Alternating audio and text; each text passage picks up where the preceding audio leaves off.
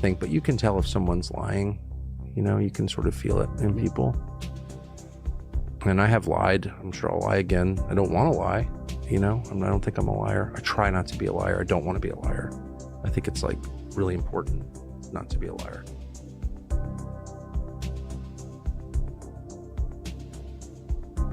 The masks, or behind, you know, proper testing, or behind the 6 foot distancing, the 2 meter distancing, or behind these shots, right? This technology that had never been used widely. None of that is over. And as Sasha Latifa pointed out this morning, you know, these were military operations, but they were global military operations, right? Every country had exactly the same narrative. I was fortunate to be able to travel during COVID because I had natural immunity, having had it for 2 days. I took ivermectin, I was fine. And so I saw, you know, 2 meters, masks, you know, be afraid, stay at home, lock down, you know, schools closed, businesses tanked. All of that was on a global basis.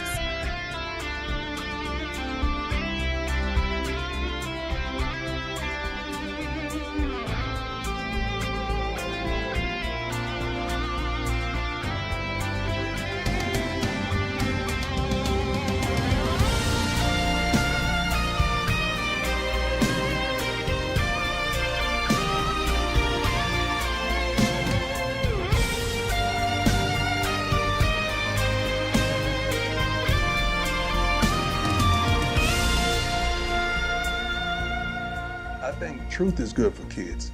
We're so busy lying, we don't even recognize the truth no more in society. We want everybody to feel good. That's not the way life is.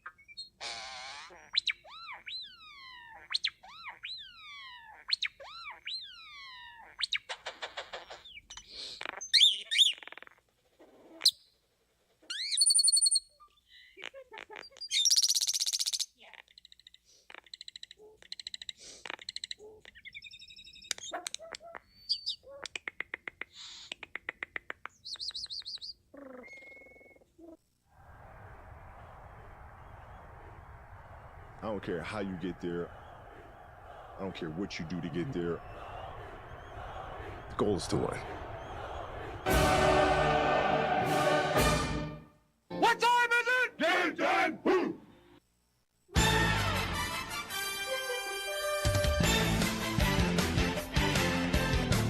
Good morning, everybody. Welcome to the show. This is Gigaohm Biological, a high-resistance, low-noise information brief brought to you by a biologist. It's here that we stay focused on the biology. We don't take the bait on social media. We try to love our neighbor.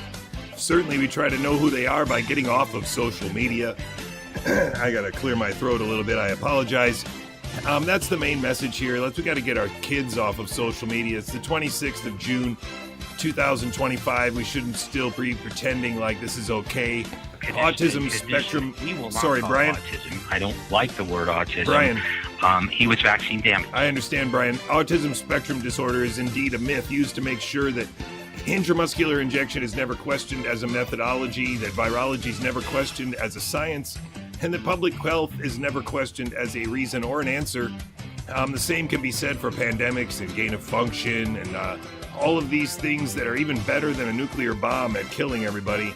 This is all nonsense, and we need to start teaching our kids the way out. If you don't understand why the cheese is free on social media, then you will not be able to free yourself.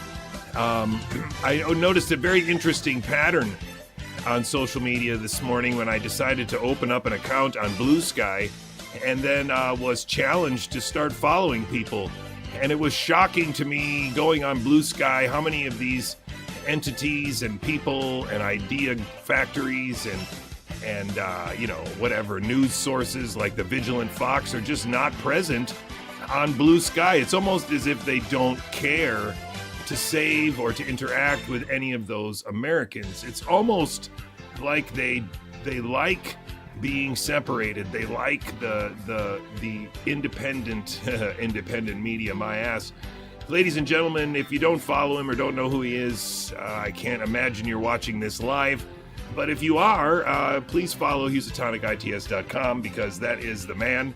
And also, please follow this Substack, biologyphenomenon.substack.com. It's all about the murder and lies in Scotland. I think one of the places where, maybe more than anywhere else in the Western world, you can see a clear signal of the management of the population pyramid. Ladies and gentlemen, if once you know the truth, it will set you free. That is the goal of this stream. I hope in some ways, what is that doing up there? Hold on 1 second.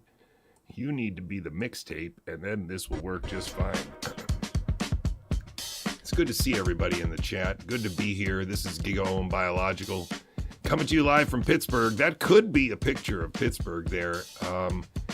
You don't have to. It could really be a picture of Pittsburgh. And so welcome to the show, ladies and gentlemen. This is Gigaohm Biological. I'm very happy to be here. It is a message from America. Because I'm American, my kids are American, we live on American soil, and this is our community. I want to help everybody, but this is a message coming out of America. If you've been here for a while, you're here at the top of the wave, and if not, you might be a person who is a skilled TV watcher, a skilled social media user who isn't staying focused on the biology, who regularly takes their bait on social media and maybe doesn't even know who your neighbors are. I hope that's not the case, but if so, welcome to the show. You're welcome here. The voice that you hear is that of Jonathan J. Cooey. I'm Chief Biologist at Gigaohm Biological. You can find the stain of my Acadamagic work on the National Library of Medicine PubMed website. I also used to work for Children's Health Defense. Wrote a couple articles for The Defender, not that many, because my job was to stay out of the spotlight there.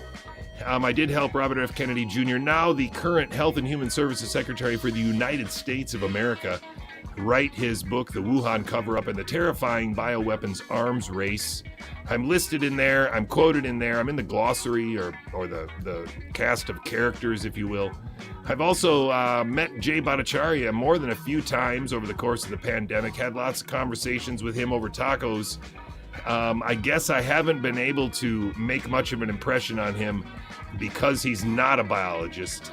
Anyway, haven't heard from him since he became the head of NIH. Congratulations to him. I heard he's kicking a lot of ass. We're trying to do the same thing here. This started out as a lowly, innocent YouTube channel that was supposed to get me tenure or help me maybe be an attractive faculty member. That didn't work out. Now I have 2 YouTube channels, one that I'm currently streaming to, which is JC in the Woods. And that's just because I don't really want to risk JC on a bike. I really like that channel. That content's really special to me. It's going to be something that I remember for a long time. And how this works is that I've got a few, 100 or so supporters that send me anywhere from $10 to $1,000 a month, and it adds up to rent and food, and that's about it. But I do work, and I do work a lot, and I do think it's working out, that people are sharing, people are finding it. More people are finding stream.gigaohm.bio than ever before, which is our own host. It doesn't work perfectly, but if you're having problems with it working perfectly, what you can do is just click the download link there and then download it. Once it's downloaded, of course, it'll play fine. There's also, it's on YouTube, it's on Rumble, we're trying to be a lot of places. On Twitch, it's also there. And so, I don't like Twitch. Twitch is a really weird platform, but it was one of the few places where I could just go and hang out. And nobody was going to bother me there because they have so much trash on Twitch. There's just so much trash on Twitch. So if you're here and you've managed to get here without being distracted by Twitch, again, congratulations for doing that. Oh, gosh, that's an old transition. I forgot that I had that. It's such a great little mix there. Thank you very much for being here. Let me switch over.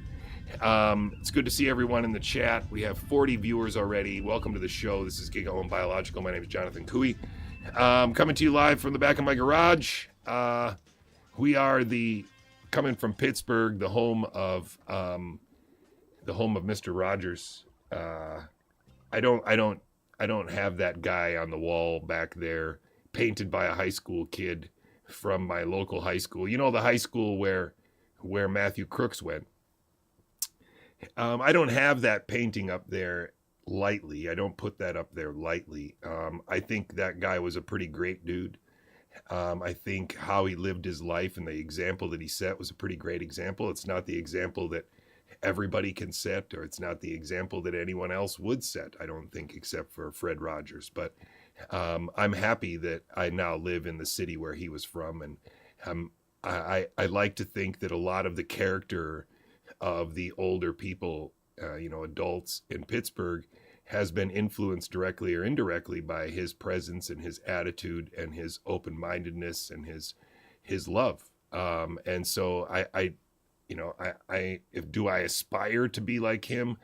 I don't really know, but do I want to have a vibe that's closer to his than anyone else that I can think of? I guess so. I want to be a biology teacher at some point, but it's hard because America, let me just clear that. America is, well, I can't do that, I guess. I have to do this and then that. Okay, that's better. But America is under attack, and it's a Trojan horse in the sense of Robert F. Kennedy Jr. was used as kind of a front man, as an independent candidate, actually scripted in a Skyhorse book. And it really feels quite disturbing to be where we are from my perspective, because I worked with a lot of these people. I tried to move their position forward, sharpen their thinking, sharpen their messaging, and I was really shocked by the lack of progress that anybody has made and was willing to make with regard to the messaging. And instead, everybody's really focused on this big top tent of health freedom and getting Bobby elected or getting him in the White House or whatever they've accomplished. And I'm making the argument, the accusation that I don't think very many people are making, and that is that this is all really scripted bullshit. These three people, for example, are a very, very bad joke on our children in America. And to see it any other way is to be bamboozled by social media and mainstream media, which is really just one conglomerate of bullshit, because the people that are performing on social media are also regularly performing on mainstream media or their puppetry counterparts. And so I'm going to start with this video this morning because this was yesterday. Appreciated your ability to rock through data on a short period of time, but we've moved on from that section. Regarding the safety monitoring, and so this is yesterday. This is the illustrious Robert Malone, the inventor of the mRNA vaccines, the savior of Western civilization, who's traveled the world for 5 years while juggling an emu farm and horse breeding business to spread the word about how the mRNA might not be good for everybody, might be good for some people. It's hard to really tell exactly what he thought about the mRNA. One of the best ways to experience the illustrious nature of his ability to disambiguate things is to watch his presentation to the kids on the Hawaiian beach from 2021. That's a really remarkable display of intellectual prowess.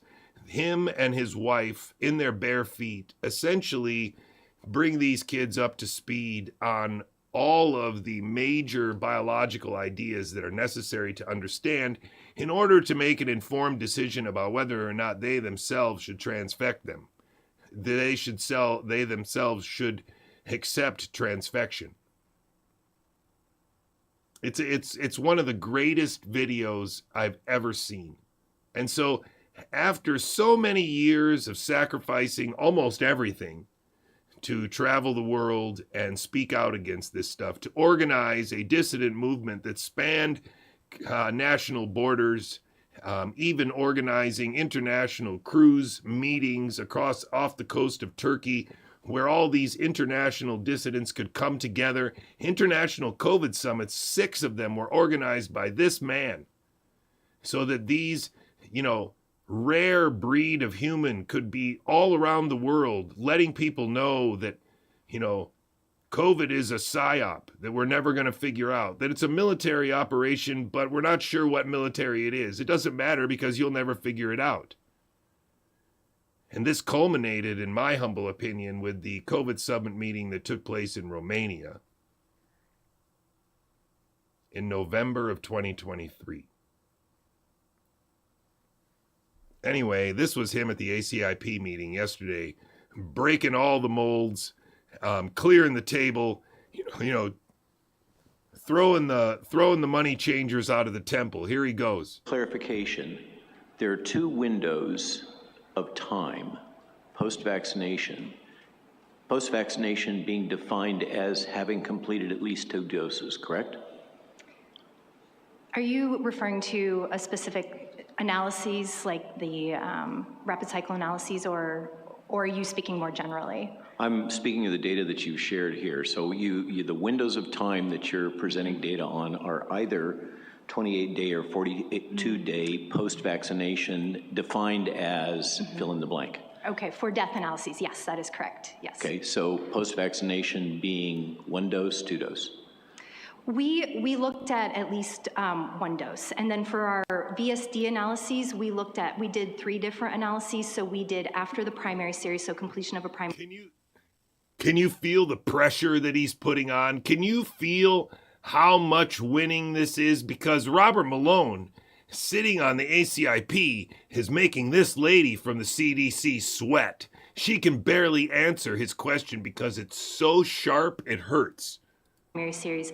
Then we did after the original booster, and then we did after the Omicron booster. And then for the analysis of AE association,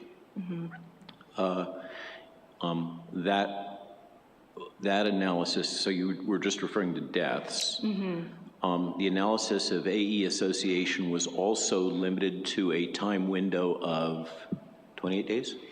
We have a number of different ways that we look at. So there's a few different windows that we look at depending on kind of which analytic method we're using. I'd like to invite Eric Weintraub, who's our kind of expert in methodologies, to kind of walk through the different post-vaccination intervals that we use. She hands off. That's fantastic. This is Eric Weintraub with the Vaccine Safety Data Link. Yeah, we set up for the primary series to look at 21-day and 42-day risk intervals. I wish I could say I was adding that and it's similar to reverb. what we've done then following each new vaccine that has come as a recommendation up to this past season. And what that allows us to do is then also scan within the 42 days to see if there's any other intervals that might be elevated using Martin Koldorf's his clustering technique. To look for increased risk during certain time periods. So it's very common for us to look at 42 days and then also look at a comparison time. And our comparison time historically for most of these outcomes are going to be days 43 to 84. Roger. In this analysis, or these analyses, my understanding, because frankly, if you'll forgive the coaching, the slide that... See, again, this is a demonstration for people who don't know who the hell this guy is. Now, the reason why I brought this up before is because I want to emphasize it now, that Why is this still playing? My limited experience with...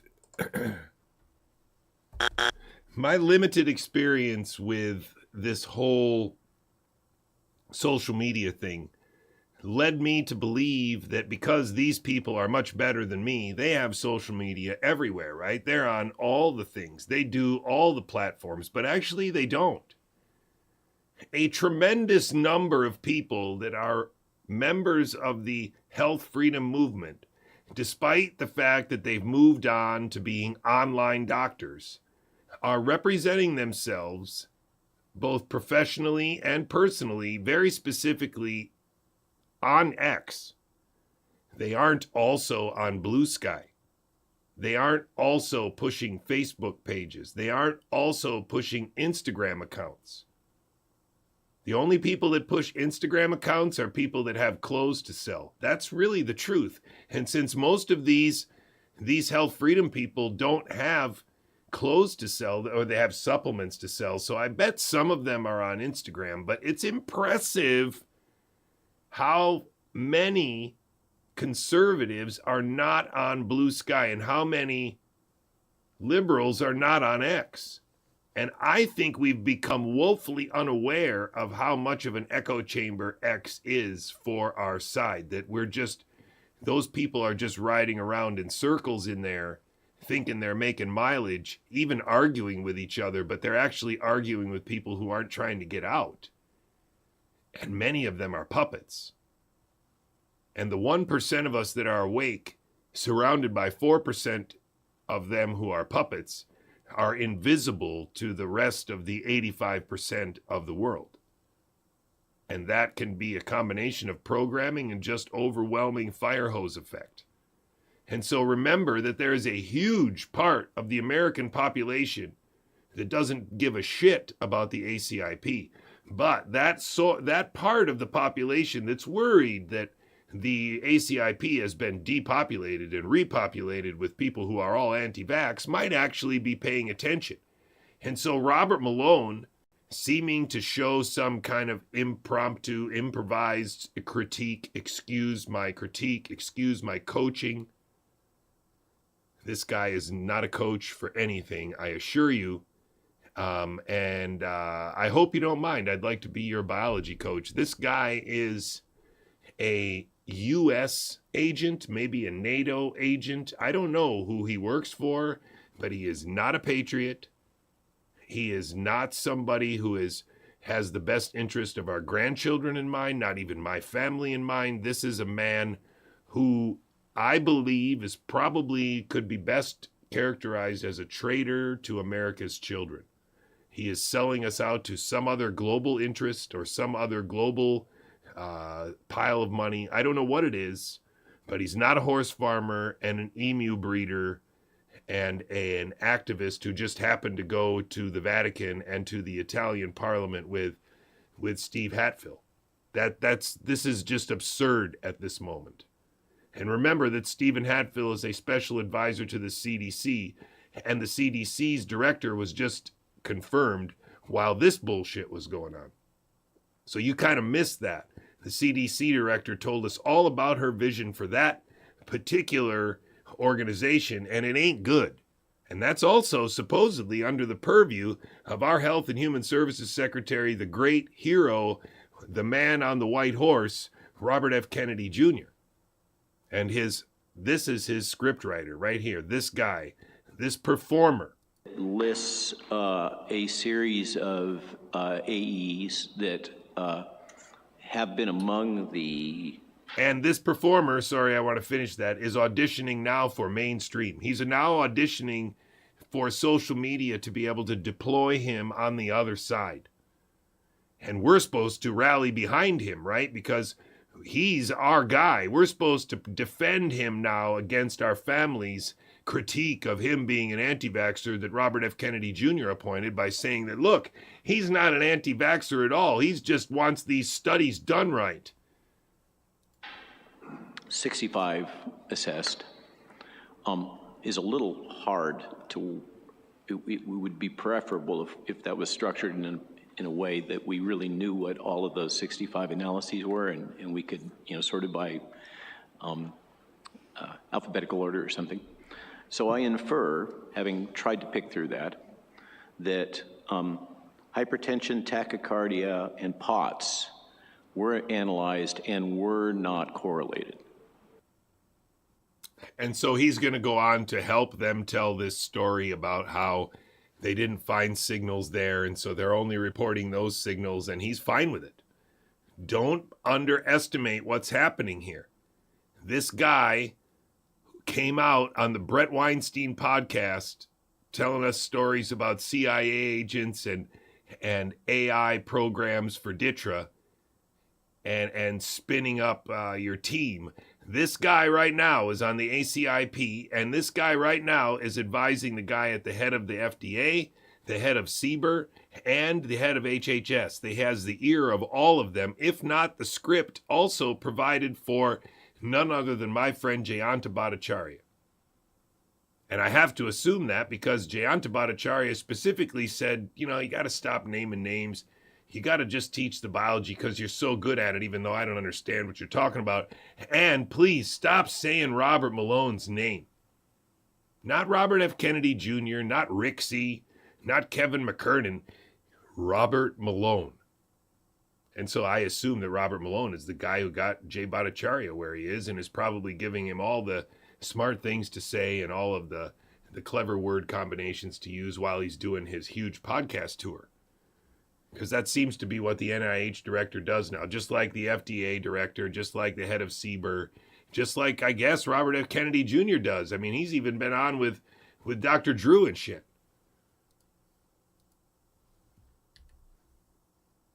Second video from yesterday.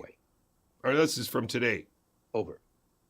Thank you very much. And I think we're going to proceed to the voting. So the draft vote is ACIP recommends, and there's actually two of them. The first one is ACIP recommends infants aged less than 8 months, born during or entering their first RSV season, who are not protected by maternal vaccination, receive 1 dose of clesrovimab.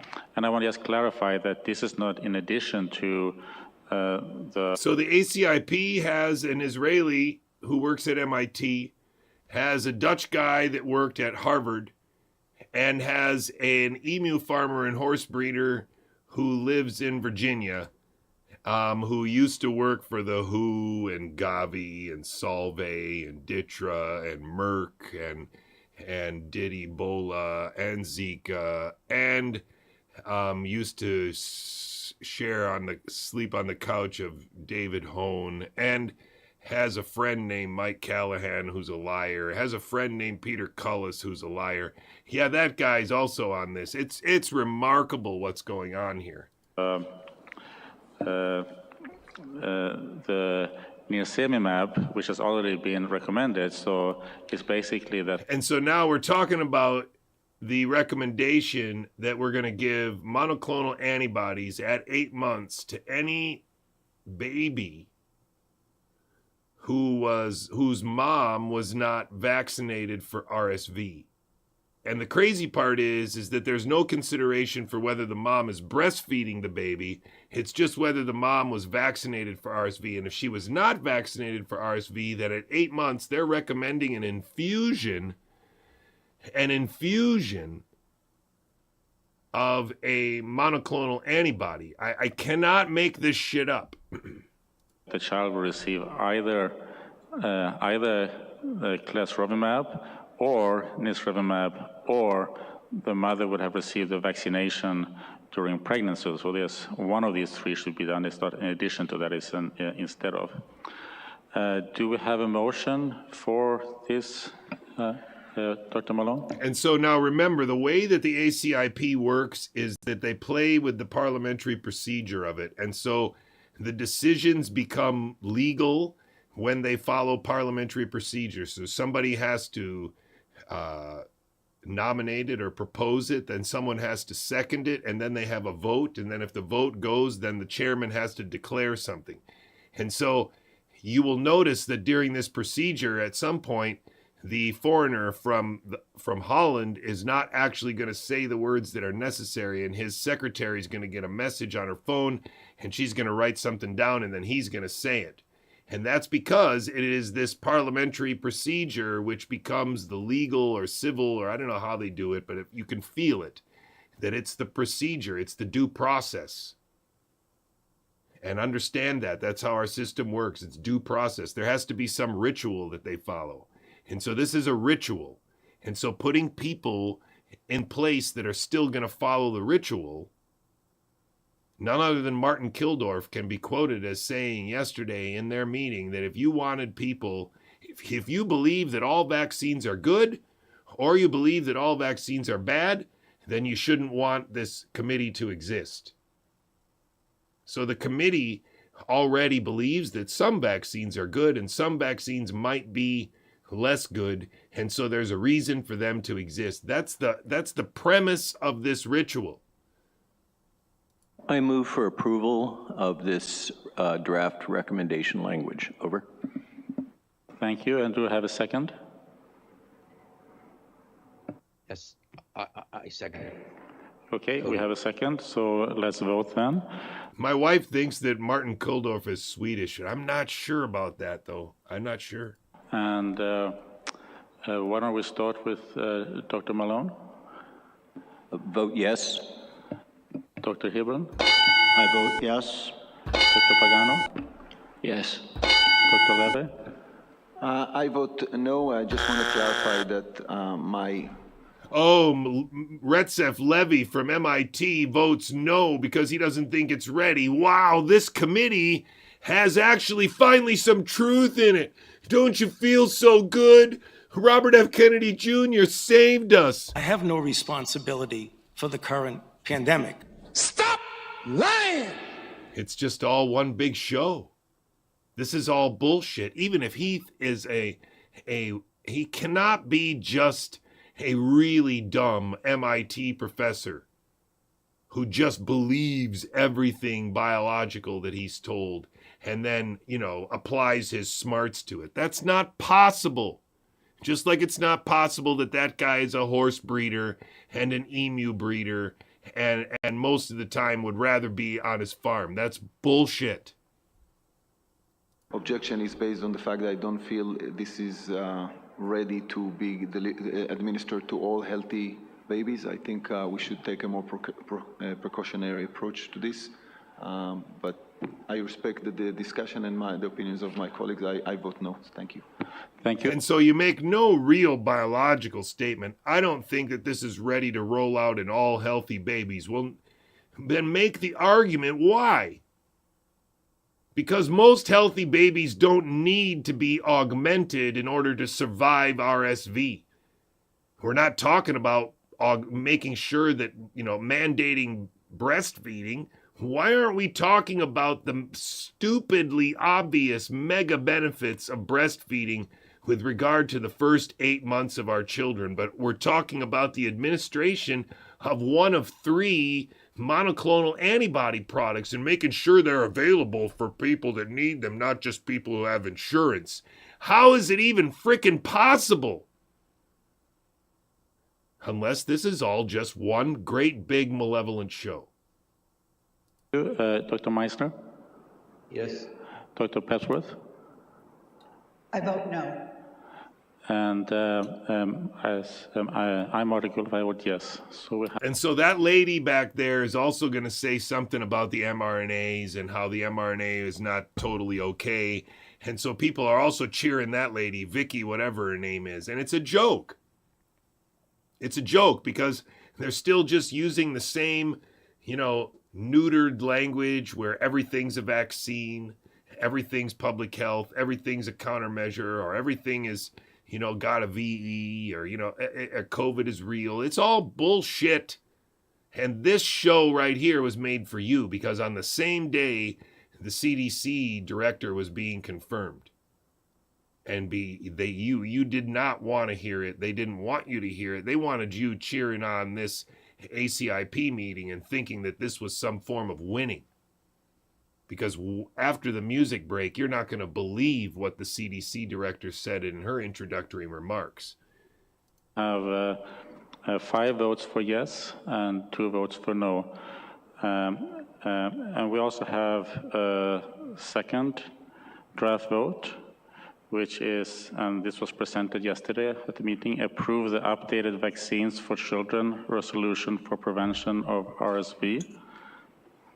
So we'll do the same order. Dr. Malone?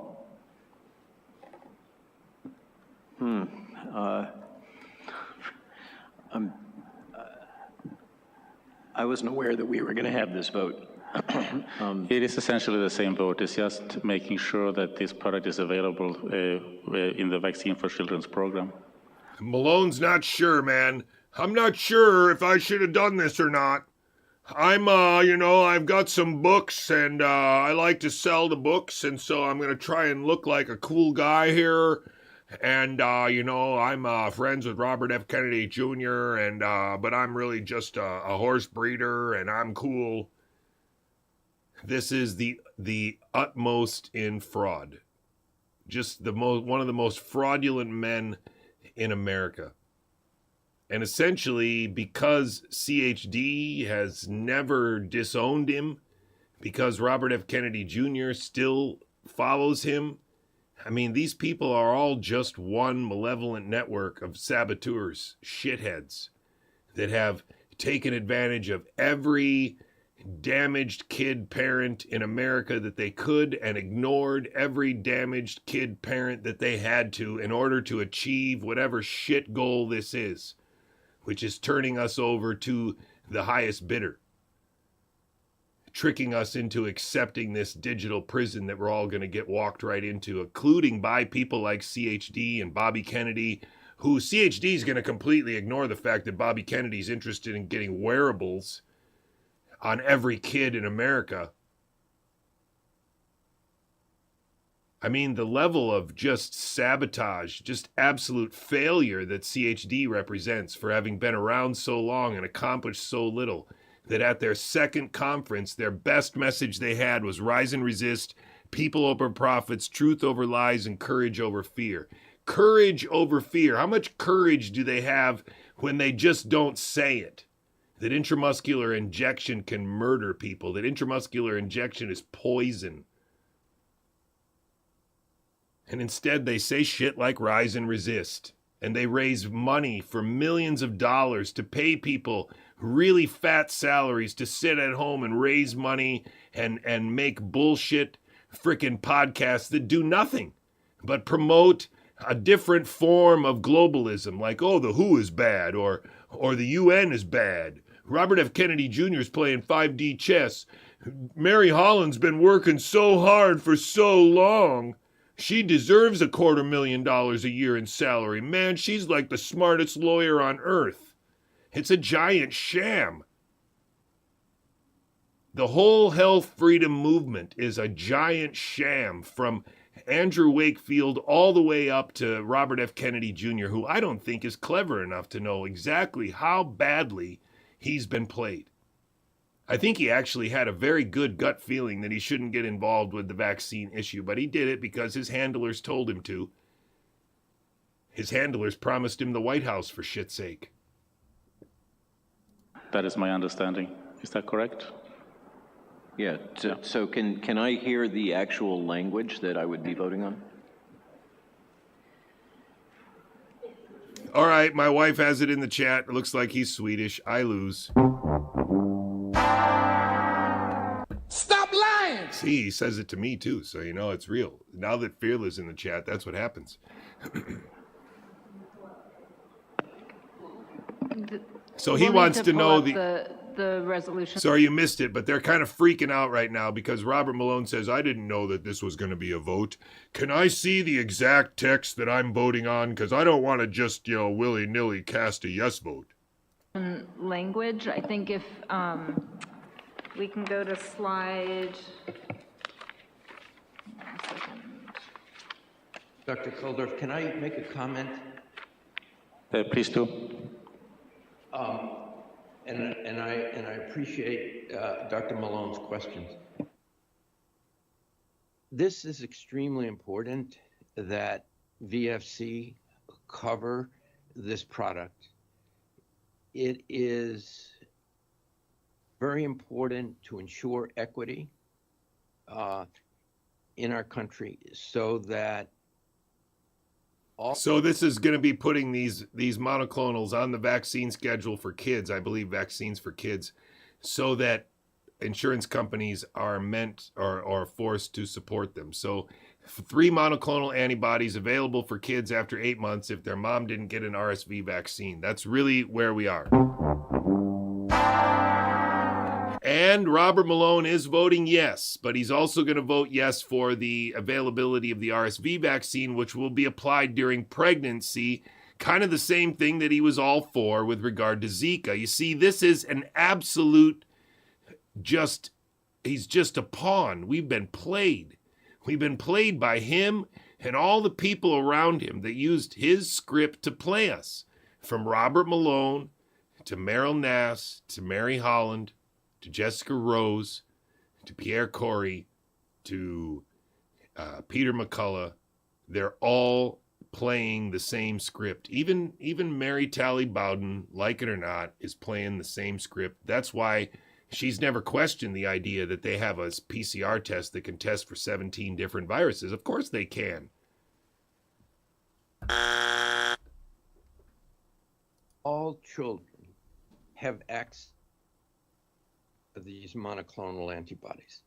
It would not be right, because these are expensive products, that only well-insured children, or in families that are well-insured, have access to this product. It's their volume that's low. Sorry.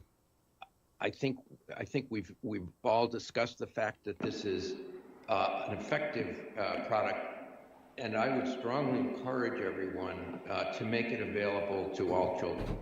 Over. Yeah, Cody, I just was surprised because this language was not in our briefing document for approved language for voting, but I saw on the prior screen that was just displayed, I now, my confusion is resolved, because the issue here is just the nuance of similar approval, but specifically for the VFC program, if I'm understanding correctly. Is that the case?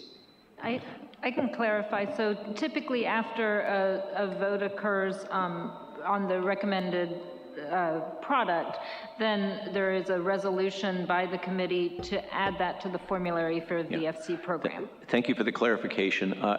Malone votes yes. Malone votes yes. Over. This is Malone votes yes. Over. Malone votes yes. Over. We'll hold on a little bit. Dr. Daskalakis. Totally just a point of order. I'm not sure if we necessarily have a motion to approve and a second on this vote yet. So you may want to do that as well. Malone, one other comment is also. Did you hear that? So we don't have a motion to approve it yet. So it's all got to be done by parliamentary procedure. Otherwise it doesn't become official. And so they're kind of clowning here. And people keep trying to clue them in on it. That guy's now doing it. It's pretty impressive, actually, because, again, this is a ritual. It is due process that allows these things to then be essentially law, right? Because if they are on the vaccine schedule for kids, then insurance companies are required to pay for them. It's impressive. So about 50% of American children get their vaccines and immunizations through VFC. Yeah. So that's the background. Yeah. Thank you. Yeah. Malone moves. Okay, I second. So now they're fighting over it. So now that was Martin saying, well, then I motion to, approve this. And then Malone was going to say, I motion. And then he said, I second it.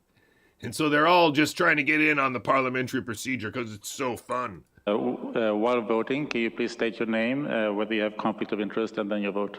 Malone votes yes. And do you have a conflict of interest? No conflict of interest. Thank you. Dr. Hibbeln? Dr. Hibbeln first appreciates the clarification. Secondly, I vote yes. Third, I have no conflicts of interest. Dr. Pagano? I vote yes, and no complications, no contradictions. And your name? No complications, no contradictions, he said. These people are clowns. James Pagano. Dr. Leva? Recep Levy, I don't have any conflicts of interest. I think that we need to ensure access. So whatever kids need to actually use that product, of course, I think we need to make sure that they get it. So yes. Okay, so let's support it then, because he just wants access. He's kind of naive to the fact that if it's on the schedule or it's on the vaccines for kids schedule, that some majority of doctors are just going to push it. Oh, I don't know. Dr. Meissner? Cody Meissner votes yes, and I have no conflict. Dr. Pepworth?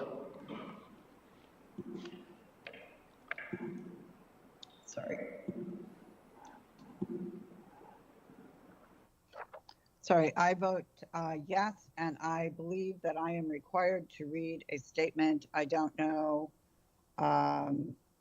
whether I have a conflict or not, but it says as required. Yeah, somebody's laughing about whether or not she has a conflict or not. And now she's going to tell you that, she's not holding, she's holding the legal limit of the amount of stock that she can own and still serve on the committee.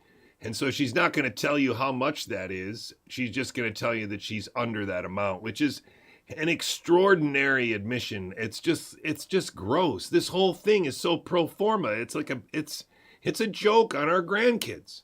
Under the ACIP policies and procedures, I'm also disclosing that I own shares in a healthcare sector fund that includes holdings relevant to the ACIP, including vaccine manufacturers. However, the amount of that shareholding is...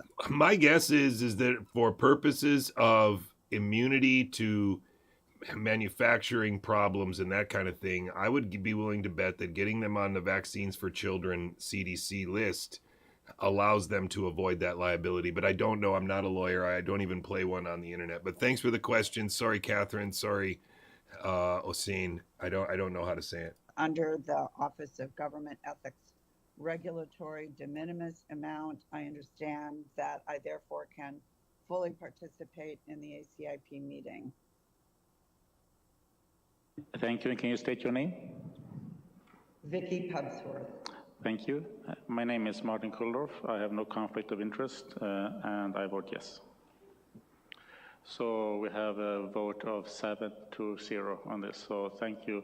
And again, I really want to stress, thank you very much for the working group, for the enormously thorough work you've done. Thank you for the CDC staff.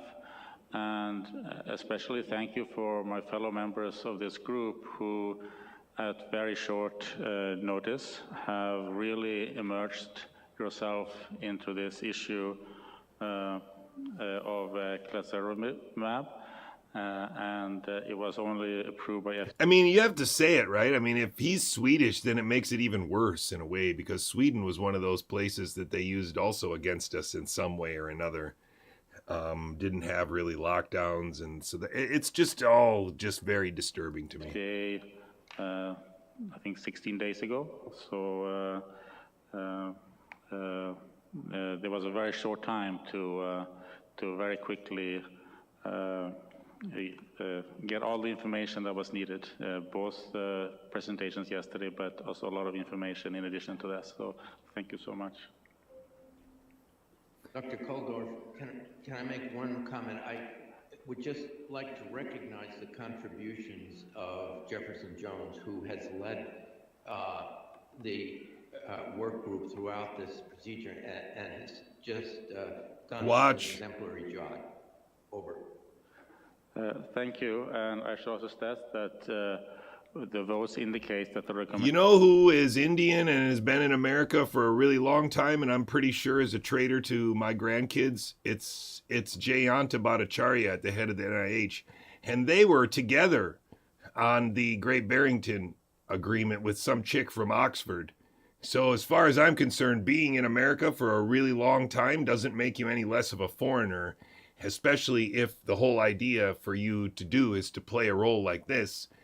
Then just like Jayanta Bhattacharya, who did all of his degrees at Stanford, just like the lady that we're confirming for CDC director, who did all of her degrees at Stanford, just like this guy who's just, he works at Harvard, but he's a good guy. Got to be a good guy, because not everybody at Harvard's a shithead. I don't know. I don't know what to tell you anymore, but I've got a viewer who claims to have been able to have regular communication with him, and that's fallen apart pretty drastically since Jay Bhattacharya got into NIH, and that's because they can't have an interaction anymore because of how this guy just doesn't seem to be able to see it. It's hard to accept that America has been victimized by a Trojan horse, that people like Mary Holland are actually traitors, but it's true. It's really true. Recommendations are approved. So thank you very much. So I just want to encourage our CDC colleagues to, we have post-marketing data now. I think we should hopefully see soon analysis on regarding deaths and more broad kind of analysis on broader set of potential adverse events. Again, I think we want to make sure that alongside the benefits, we understand the risks, regardless of the decisions of whether to use it or not. We need to have transparency about what is the trade-off here. And I think that the analysis yesterday was very, very well done, but limited to certain periods of time and certain... And so this is, again, remember, not for us. This is supposed to appeal to people who don't know who these people are, who haven't been arguing with these people for 5 years, who don't know who Robert Malone is, but it sounds like he's a dude who might know a lot. That's the whole illusion they're trying to pull off here. Specific. We now have a presentation by Dr. Pedro Folegatti, please. So this is where they left off as far as when I was watching. Can you hear me okay? Talking about the flu from somebody from Sandvoy. Okay. So good morning, I'm Dr. Pedro Folegatti. I'm a Global Clinical Development Director at Sanofi. And today I'm joined by my colleague, Dr. Tinus Maret, North America Medical Head for Influenza and COVID Vaccines. I will be presenting today. So why doesn't it say Sanofi on here? Why doesn't it say that on his slide? Oh, well, there it is. Sorry, it's right behind me. Sanofi. There you go. So he sells a quadrivalent flu vaccine, and he's going to present what again? The results of our phase 3 immunobridging non-inferiority trial. Phase 3 immunobridging non-inferiority trial. The absolute most absurd scientific idea that you can really enunciate with English words. And now Recep Levy and Robert Malone and all these other hyper geniuses are going to sit there and listen to a presentation from some guy from Sanofi who's on the influenza working group for the ACIP meeting and telling you about the immunobridging to non-inferiority of a quadrivalent flu vaccine. And we're supposed to believe again that this is a victory, right? Because Robert F. Kennedy Jr. is at the head of HHS, and the head of FDA is getting rid of all the petroleum-based dyes in Heinz ketchup and in all Nestle products within a year. So if there's anything about this that isn't winning, it's just that most of us haven't gotten the t-shirt yet. Of the quadrivalent recombinant influenza vaccine, which is licensed as Flublok in older children and adolescents compared to adults. Next slide, please. For full disclosure of my conflicts of interest, and so you don't need any convincing that this is bullshit. I'm gonna give you a little music break here, and then we're gonna get on with the show. I hadn't picked anything out yet, though. Did I have anything lined up there? Maybe I'll just do this one. Thank you very much for being here. See you soon.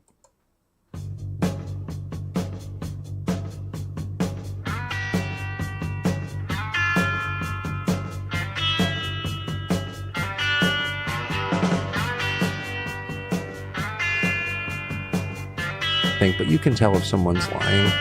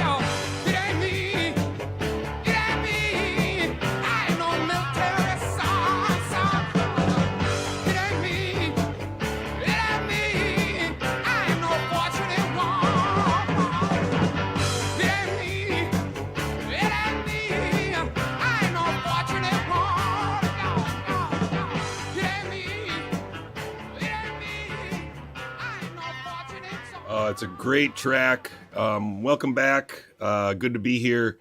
I'm very happy to be presenting today. I feel pretty good. I figured out that actually aspirin works much better than I thought for pain relief. And so I actually was able to shoot around yesterday. I put 100 shots up. I'm not saying that I was bouncing out of the gym. There was some pain, but today it's a little better. I haven't taken as many milligrams as today as I did yesterday, and so I'm already dialing it back. But I feel very good about the fact that I'm not, I feel like it's now healing, which is good. It is just, back pain is something I wouldn't wish on anybody, except for some of the people in this picture. There's my buddy Nathan. Rest in peace, bud. This is just crazy. A disaster for rural America, a disaster for low-income and working-class people.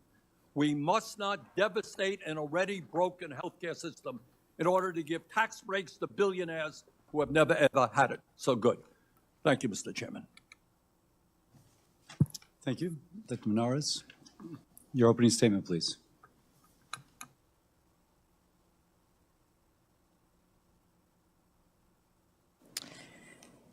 Chairman Cassidy, Ranking Member Sanders, and members of this committee, I am humbled to be here today before you, and I am honored to be nominated by the President to be the Director of the Centers for Disease Control and Prevention. I am joined by my friends and my family, including my children, Bella and AJ, who are my inspiration in all things. Oh. I want to start by telling you about myself. I grew up in rural Wisconsin, the daughter of a dairy farmer. I learned the meaning of hard work very early in life. When illness struck our herd, my father had to sell the farm, and he became a police officer. Oh, what? I would like to hear more about that. That when illness struck our herd, my father had to sell the farm, and he became a police officer. That sounds strange to me. I mean, I'm just saying it sounds strange. I don't know if that means she's a bad guy. Of course she's a bad guy. She worked for DARPA and ARPA. She helped build ARPA, ARPA-H. Like, this woman is a direct descendant from Joe Biden's administration that developed ARPA-H. Like, how is it possible that we're ignoring the fact that she is the confirmed CDC director? Listen to this diatribe. To support us. My mother also worked wherever she could, in factories, clerical jobs, and my favorite, as a librarian. Though we didn't own a television, we always had the world at our fingertips through books. Hard work, community resilience, fiscal responsibility, and the importance of education are the core values this upbringing instilled. We had little money, so through academic scholarships and side jobs, I paid my own way through college, attending the University of Wisconsin. It was here during my first semester, at the dawn of the genomics era, that I discovered a passion for science and health innovation, and I have not stopped since. The dawn of the genomics era. You see, she walked right in exactly when she wanted to. It's so lucky for her. I earned my PhD in microbiology and immunology and conducted postdoctoral research at Stanford. My academic work focused on two deadly diseases: African sleeping sickness, which in its most severe forms is 100% fatal without treatment, and toxoplasmosis, once a leading cause of death in HIV/AIDS patients. There it is. Oh, sorry, I buzzed over it. Sorry, but did you hear it? It's a leading cause of death. Toxoplasmosis is a leading cause of death in HIV patients.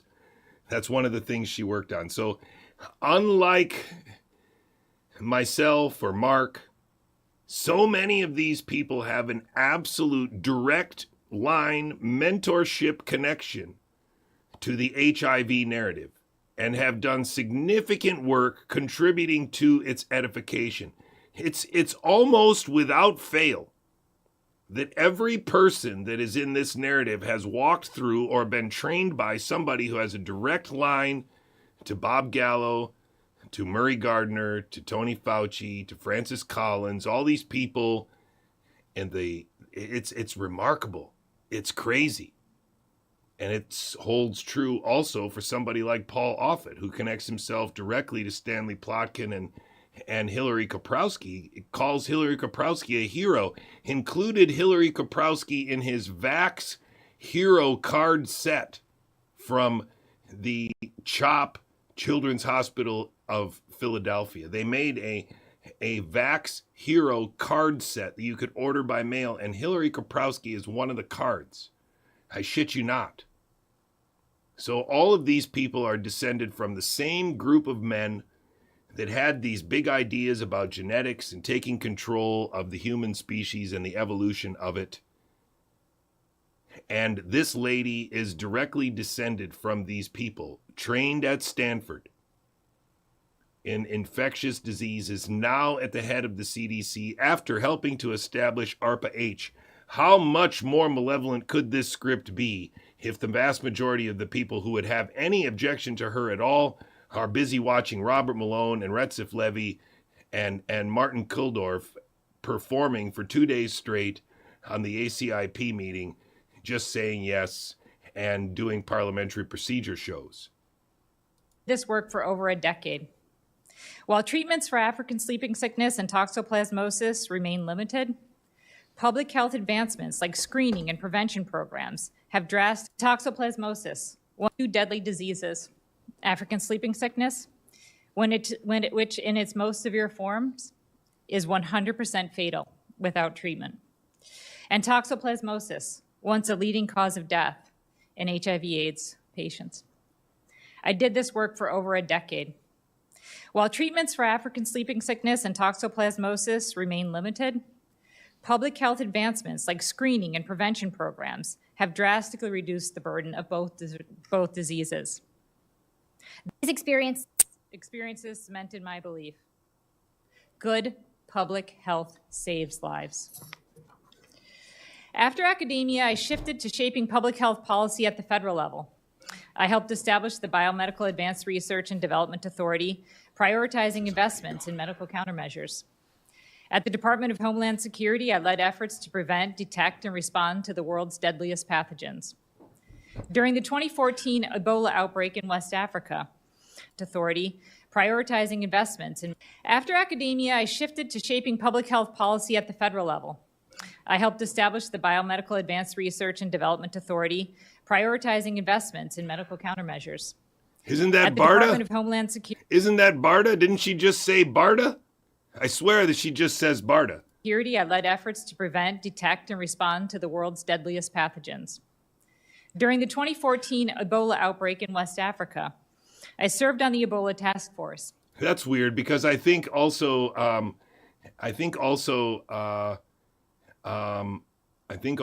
Stephen Hatfield was involved in Ebola. I think also Robert Malone was involved in Ebola. Can you imagine? They might even know each other. Maybe they all know each other.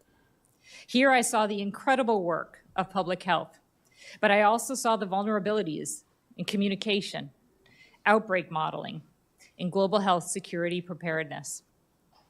When public health is neglected, it costs lives. Finally, during my time at ARPA-H, I led efforts to develop high-risk, high-reward breakthroughs in AI technologies, regenerative medicine, cancer diagnostics, and healthcare tools to support rural areas. Health technology innovation is America's next frontier. By investing in innovators and entrepreneurs, we will save lives and drive economic growth. Wow. But these advancements will save lives and drive economic growth. It's like everybody's on the same script of progress. It's remarkable how little we're paying attention to this. Will only be effective if we invest. No, this was yesterday. Sorry, or it might have even been the day before, Catherine. Sorry, it's not live. In public But health I'm live. infrastructure that enables them to be utilized on a population scale. What good is a potentially life-saving discovery if there is no translation to make it usable? That's where CDC plays a vital role. Outbreaks are only getting more frequent. There's Ebola and Mpox in Africa, MERS in the Middle East, Zika and Oropouche in South America, and now H5N1 avian influenza across nearly every continent. So much so that they killed all the chickens in Canada already, and they're going to vaccinate all the chickens in America. Scary, scary. These threats are in our backyard or always just a flight away. Always just a flight away. In case you don't know how it works, maybe you haven't seen the movie Contagion. Or maybe you haven't seen the beginning of the Planet of the Apes, the new version, because there they also have a nice little 2-minute montage about how viruses can travel around the world. CDC must be fully prepared to defend the American people from these known biological risks. And as importantly, I wonder if she considers opioids a biological risk to anybody. I'm curious about that. That's funny, because I haven't heard much about that. She's pretty focused on their diseases. be prepared to defend against those we have not yet seen. Whoa, scary. If confirmed, I will focus CDC on 3 top priorities. The first is restoring trust. I will rebuild credibility by making CDC leadership more public-facing and accountable. Oh, man, wouldn't it be cool if they did a podcast, too? Because that makes me feel great about the FDA. That's the only reason why I trust Marty and Vinay, is because they're regularly being painfully transparent on their podcast with John A. or whatever her name is. Data transparency with a focus on protecting patient privacy and security. I will ensure all recommendations are backed by publicly available gold standard science. Second, don't forget that right now, gold standard science includes using PCR to find more than 17 different viral pathogens in one test. Don't forget that PCR can also be used to diagnose a wide variety of genetic causes of, stuff. And so genetic sequencing is something you shouldn't be afraid of, you should embrace. Don't forget, coming to your doctor soon. Strengthening public health infrastructure. We must invest in innovation to prevent, detect, and respond to threats. Is his name Vinayak? Okay, Vinayak. I'll call him Vinayak from now on. I will prioritize near real-time situational awareness to detect outbreaks early. I will prioritize bringing state-of-the-art technologies to CDC, including our labs and diagnostic development. I will work with state and local public health officials to help build a modernized public health infrastructure across the country. I will support a precision preventive health operational model to offer tailored health strategy to meet the needs of all Americans. So this is starting to sound like personalized medicine a little bit, and also building a public health network that's modern. Sounds quite scary. Maybe even building a data infrastructure so that, medical records could be shared in real time and we could monitor real-time diagnosis of stuff. Maybe all that stuff is going to be integrated in her idea. Third, evidence-based rapid decision-making. We know the next outbreak is not a matter of if, but when. I have learned first. Did she say when? I think she said when. And because she said when, I have to go back and listen to her say when, because that's some remarkable shit. Nobody talks like that, in my humble opinion. Did she say when? Firsthand, crises demand clear plans said when. and decisive action. She said when. I will implement the next outbreak is not a matter of if, but when. I have learned firsthand, crises demand clear plans and decisive action. I will implement tested, evidence-informed, predefined protocols to avoid confusion and delays and strengthen risk communication so the public receives timely, consistent guidance based on fact, not fear. These priorities support the President's and the Secretary's vision of a healthier America. To achieve them, I will lead with integrity, transparency, and purpose, and work with Congress to maximize health outcomes and protect the American people. Thank you, and the Secretary's vision of a healthier America. To achieve them, I will lead with integrity, transparency, and purpose, and work with Congress to maximize health outcomes and protect the American people. Maximize health outcomes with Congress. I'm going to maximize health outcomes with Congress. Holy shit. Thank you for your time and for considering my nomination, and I'm happy to answer any questions. Thank you. I will begin by, I'll actually defer to my down dais to begin with, Senator Paul. For me, the Cool Whip thing was Family Guy. Am I wrong? I thought that was Family Guy that did the Cool Whip. Anyway. Dr. Menares, congratulations on your nomination. Francis Collins infamously emailed Anthony Fauci and told him... I don't know who scripted her, but the same person who scripted her scripted Rand Paul. Let's hear what Rand Paul's got to say about the Scooby-Dooby-Doo. ultimatum to take down 3 prominent scientists. The implication was use whatever means, use the media, use reporters, but damage their reputations. One of these scientists is now the head of NIH, Jay Bhattacharya. Do you think that was an appropriate use of his office? So I'm not familiar with that particular encounter, but we need to make sure that we are open to letting the science. Is it an appropriate use of the office for Francis Collins to have emailed the head of NIH and say, take down scientists that he disagreed with? We need to make sure that we are open. Isn't that wrong? I thought Francis Collins was the head of NIH and he emailed other people.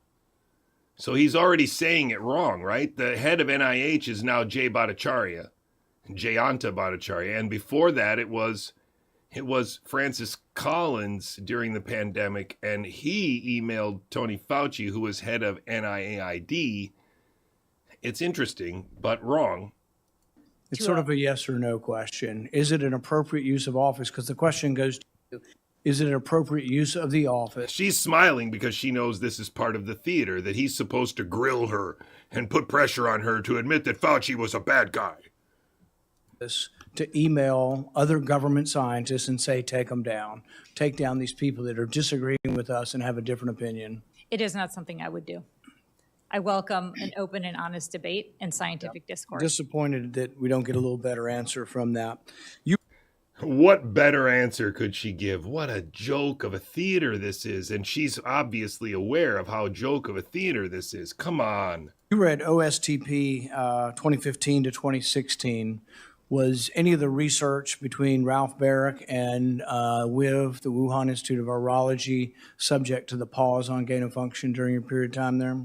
I don't know the specific details of that, but all federally funded research that met the standards of gain of function should have been paused under that gain of function pause. Right, but several were granted exemptions. Are you aware of an exemption that was granted to the Wuhan research? Can you imagine that in 2025 that at the CDC director's confirmation hearing, just think about it for a second, who was the head of the CDC during the pandemic? We're talking about somebody like Rochelle Walensky. Like, what are we talking about here? Also a person who worked at Harvard, also a person who worked on AIDS. It's a continuous line of these people who are either indoctrinated acolytes or indoctrinated agents who understand the illusion of consensus about this biology that they are maintaining and given their own little section of the narrative to curate, you know, like African sleeping sickness or toxoplasmosis as it applies to HIV. And then once they have their little expertise, they can start to be paraded around in these pseudo-intellectual circles to be grilled by these scripted lawmakers who are scripted because, of course, they are part of the same national security theater that these actors are. And once you see that the only way a national security theater like this would work is if it enlisted the people who have classified access to begin with, then you understand why even the election of these people might be needing of controlling because it's part of a national security imperative to do so. I am not aware of that.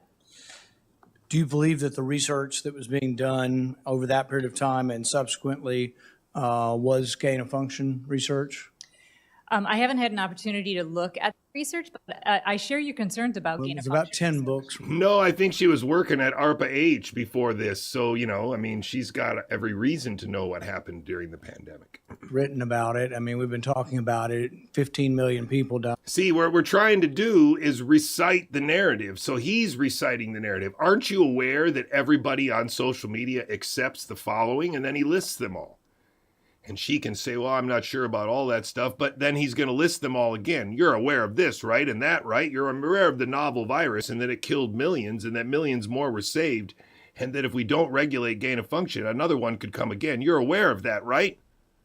You're going to be in charge of infectious disease. You know, you'd think you might have an opinion on, you know, where this came from and what happened.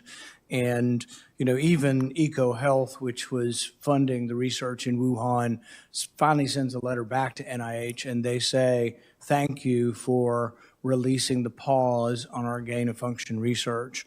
And so there's going to be no discussion of the 500,000 odd Americans that died as a result of the, whatever you want to call it. It's a drug disaster on American streets, in American families that have left grandkids with grandmothers and grandfathers, have ruined families and lowered the life expectancy of America in a way that the novel virus could never have done, because there is no novel virus. It is a purposeful managing of the American population problem. The American population was set up, and people like this have no real sympathy for the people who might fall into the trap of opioids for one reason or another, because they are managing a problem like a prison guard would think of the prison population.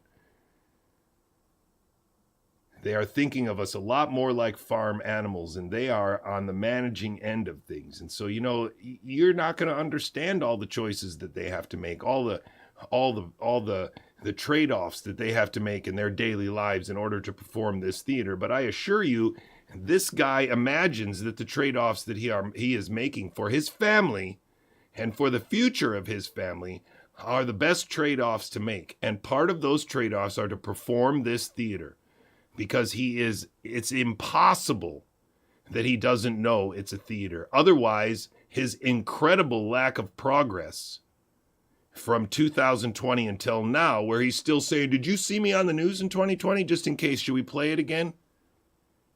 Do you want me to tell you what I said on the news in 2020? Because I can say it again. It's no different than what he's doing right now. With regard to royalties, recently Secretary Kennedy fired members of the CDC vaccine committee. Now we're going to talk about royalties and the fact that they're buying people off, and that's why this is all happening, because people make money.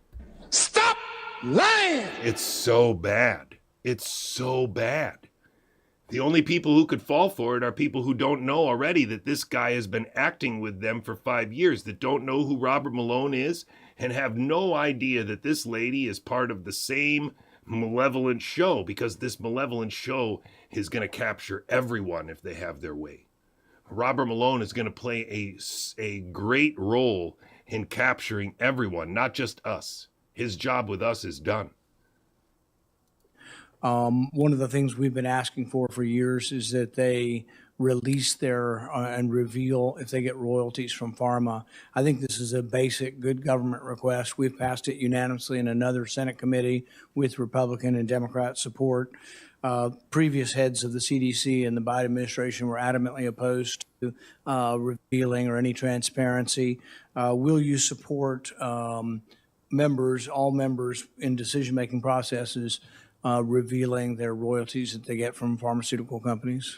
I believe that anyone who is serving in this type of a role that is so critically important to make independent, conflict-free decisions needs to be fully transparent on any funding that they're getting from any product developer. That's all I have. Senator Sanders. Thank you, Mr. Chairman. Dr. Manara's today, Secretary Kennedy announced that he will be ending U.S. funding for the Global Alliance for Vaccines and Immunizations. Oh my gosh, they're ending the funding for Gavi until Gavi gets their act together. What will this nominated woman for CDC director think of that travesty? Oh my goodness. You just a moment ago said that you believe, as I do, that public health saves lives. Ending U.S. funding, according to the Global Alliance, will lead to 1.2 million preventable deaths. 1.2 million kids will die if we don't give Gavi their money. Agree with Secretary Kennedy that we should end our support for providing life-saving vaccines around the world. I believe that global health security preparedness is a critical and vital activity for the United States. As I shared in my opening remarks, I saw firsthand what happens when you have... You did, and I agree with you. And My question, though, is do you think we should end our support for providing life-saving vaccines around the world? I think vaccines save lives. I think that we need to continue to support the promotion of utilization of vaccines. I wasn't involved in that decision-making. If I'm confirmed as a CDC director, I will certainly look into it, and I'm happy to follow up with you. Thank you. Doctor, the American Medical Association has adopted a policy that, quote, recognizes the substantial body of scientific evidence that has disproven a link between vaccines and autism, end quote. The president of the American Academy of Pediatrics has stated that any effort to undermine decades of research finding no link between vaccines and autism, quote, poses a threat to the health of children and our nation, end of quote. Do you agree with the American Medical Association that there is no scientific proven link between vaccines and autism? I have not seen a causal link between vaccines and autism. Thanks. Thank you very much, ladies and gentlemen. No causal link between vaccines and autism, but I can tell you right now there is a causal link between the appearance of a pandemic and the population pyramid, because there was an anticipated rise in all-cause mortality that was converted into an illusion of a pandemic by using simple, non-specific PCR tests to convert an irreducible background into something that they said was spreading. This anticipated rise in all-cause mortality was threatening to bankrupt some of our Western nations and certainly threatening to change the demographics of our countries if we don't immigrate enough people to fill in the bottom. That's really what's happening here, ladies and gentlemen. Something that was anticipated was sculpted using murder and lies, and then they put clowns like Denny Rancor out there to write papers with 150 figures to disguise that anticipated rise in all-cause mortality as something that was caused by the shots. And of course, that's nonsense. Otherwise, this graph wouldn't exist of America losing control of respiratory disease for a couple years and then figuring it out again at the end of 2022. That's because they murdered people. And one of the craftiest ways they did it is by giving people supplementary oxygen when they came in the hospital and pretending that that's not really a toxic thing. When in fact, before the pandemic, it was known that you couldn't just give people oxygen willy-nilly. That's why oxygen bars went in and out so quick as they did. Ladies and gentlemen, endemicity is a myth, both as a process and an endpoint, and you need to believe in endemicity in order for this narrative to exist. And that's why they say that racism is endemic in America. If you're using PCR tests to find any of their ghosts, including the 17 PCR test targets that Mary Talley Bowden was using in 2021, then you are using their tests to find their ghosts. And that does not make their ghosts real, and it certainly doesn't make you a Ghostbuster, Mary. And if you don't wake up and figure it out soon, our grandchildren will be enslaved by this bullshit. So you are part of a fake anti-vax movement that I too was a part of, and I figured out, and everybody needs to wake up and apologize to their kids for buying into this fake anti-vax movement. It's a very simple way to say it, ladies and gentlemen. Intramuscular injection of any combination of substances with the intent of augmenting the immune system is dumb, and transfection is a crime, and RNA cannot pandemic because viruses are not pattern integrities. You can go back to that really quick so you can see it. You can see the evidence that this is all a myth. This is all a story in order to get you to accept this idea that babies and all of that data is something that you owe society, that belongs to society. And the NIH is already doing it because Claire Craig was already doing it before the pandemic, because Kevin McKernan was already figuring out ways to get the American public to do it before the pandemic, because Tony Fauci was trying to figure out ways to get the American public to do it before the pandemic, because Stephen Hatfield and Robert Malone and Jessica Rose and Tess Lawrie and Claire Craig are all part of the same illusion, the same narrative, the same team worst case scenario. And that's why they were all on stage together. That's why these people deserve nothing but ire. They are some of the worst people on earth. Thanks for being here. I'll see you again tomorrow.